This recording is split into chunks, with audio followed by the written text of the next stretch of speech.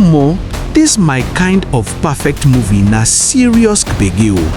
From the first scene, you go dey feel the wahala and the love dey enter your body slow slow. MIWA OLORUNFEMI and AYOOLA AYOLOLA no dey carry last at all.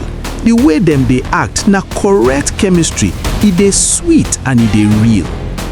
The story no dey rush at all, e dey give you time to feel every small thing.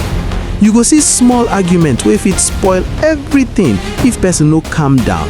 Small shy glance wey dey show say person dey fall, or that small message wey get bigger meaning than it look.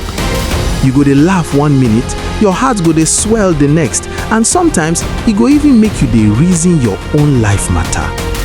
The koko be say, the movie dey show say love no mean say everything go smooth.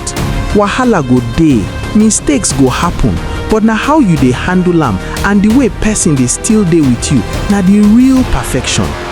The way dem dey show patience, understanding and small sacrifices, e dey really touch body.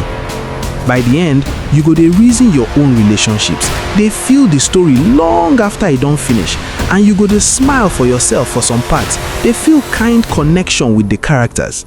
Omo, if you never watch am, you dey miss correct Naija romance wey dey relatable, sweet and dey warm your heart. This one na story wey go stay for mind well.